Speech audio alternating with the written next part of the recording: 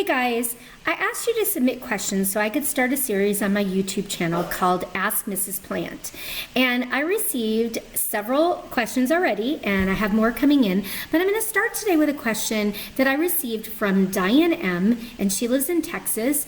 And she said, I'd like to make the transition to whole foods plant-based lifestyle, but I can't do it overnight. I want to do it sort of slowly so I don't have to throw everything out in my home. And I can totally understand that there's a lot of people that just want to make a slower transition. So although my transition was overnight, I really had a motivation to do that overnight because I was sick with type 2 diabetes, high cholesterol, I was extremely overweight, and at this point I was just kind of ready to do something else. And so I did make that transition overnight, but I made some changes slowly that helped me to live the lifestyle more easily, and I'm going to share those with you today. So the first thing I want to talk about is that if I were going to do this slowly, I would definitely start with dairy. Sorry, those are my dogs. So I would definitely start with replacing dairy in my life. And so a couple of things that happened to me when I started this lifestyle is I thought, well, what am I going to have when I have pizza, Italian food, Mexican food, if I'm not having any cheese or dairy? And so here are some of the tricks that I use to kind of help me with that transition. And even today, 4 years later, I'm still using these same foods as sort of a replacement for the way I used to eat. The first thing is using a non-dairy or plant milk. So you can use any kind of plant milk that you want. There's so many out there. There's oat milk, there's soy milk, there's almond milk, there's cashew milk, there's hemp milk. There's just so many different options. I generally use unsweetened cashew milk and unsweetened soy milk. Those are my two favorite. And I use unsweetened because I try to keep my sugar low, and a lot of the plant milks actually have added sweetener in them, so just be careful about that. Also, when I use a plant milk for a savory dish, I want to make sure that I'm not using an original or a vanilla flavored, because those are going to be sweeter and they'd be kind of weird in a recipe like that. So the first thing you'll want to do is transition to a non-dairy plant milk.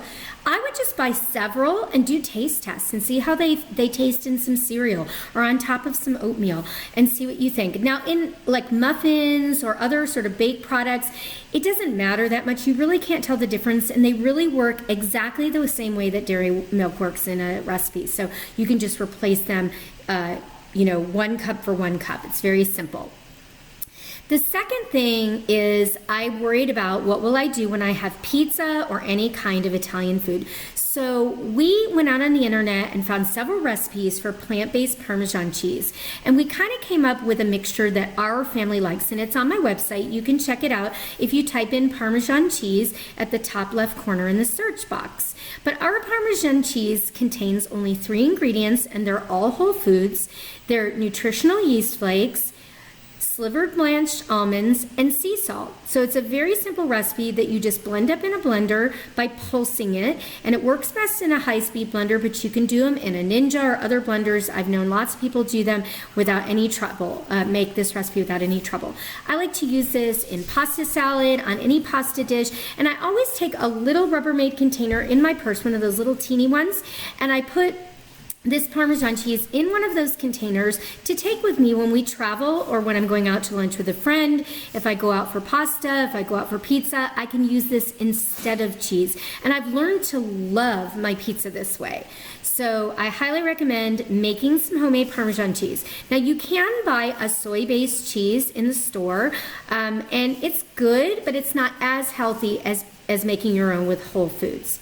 The second thing that we created that really helped us, especially with Mexican food, is that we kind of put together a recipe with several that we had seen online and kind of came up with our own version of a cashew-based queso. And it's so good. Everybody loves it.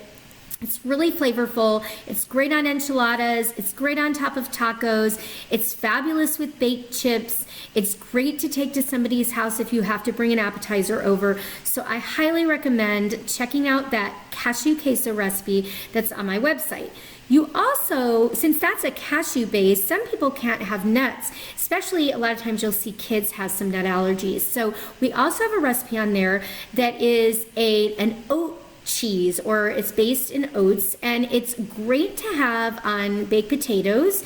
It's more of a plain cheese. You can add Mexican spices to it, but I recommend trying it over baked potatoes. It's really good. Kind of reminds me of Velveeta, but it's all made of whole foods, so it's not that junky junk that was in Velveeta.